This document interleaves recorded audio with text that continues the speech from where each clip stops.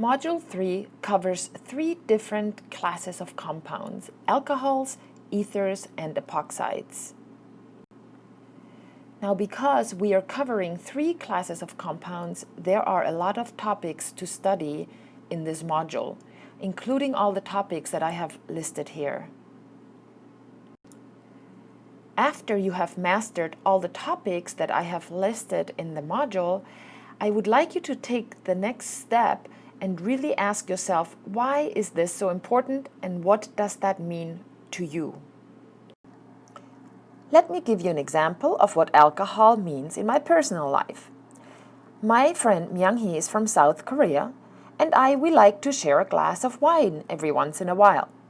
After Myung-hee drinks a couple of sips of wine, her head all of a sudden turns red, while mine does not, even though I drink several glasses.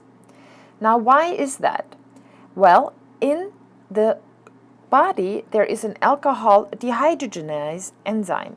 And this alcohol dehydrogenase breaks down ethanol, which is in the alcoholic beverage, into acetaldehyde and acetate. Now, in the Asian genome, this alcohol dehydrogenase is not present, and that is why Myung-hee turns red.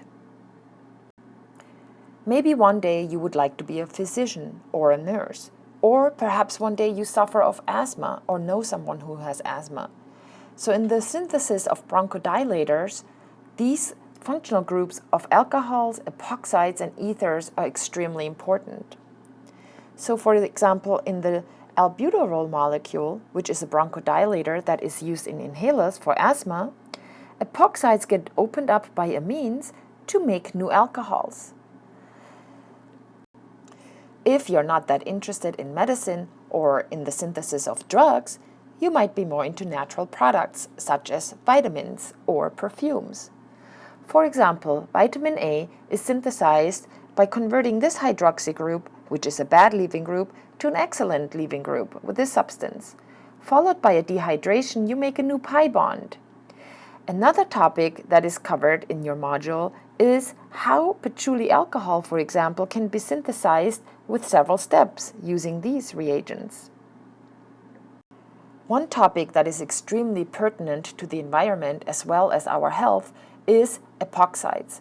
So for example, when polyaromatic hydrocarbons such as this benzopyrene are ingested or inhaled, such as in a city where there's a lot of smog, they can easily be oxidized to make epoxides. Now these epoxides can be attacked by nucleophiles such as a biological molecule like DNA. And these then can cause these adducts that disrupt cell function, causing cell death and cancer. So here, for example, you can see a molecule of DNA. And right in the middle, you can see one of these adducts that can lead to prevention of replication of DNA and mutations. Ethanol is also a compound that can be used in green environment. So for example, you have probably seen E85 when you gas up your car at a gas station. E85 contains ethanol, and this ethanol is derived just by the simple fermentation of corn or starch. And then when ethanol is produced, that is mixed with gasoline, and that makes gasohol, or E85 ethanol. After its combustion, forming CO2, it can then combine with water, causing photosynthesis in plants, and we're back to making the corn or any kind of other form of starch. This is a continuous cycle and therefore considered green chemistry. Now, while ethanol can be used in green chemistry for the environment or is useful for the synthesis of a lot of therapeutic drugs, I advise you not to drink too much alcohol. Thank you.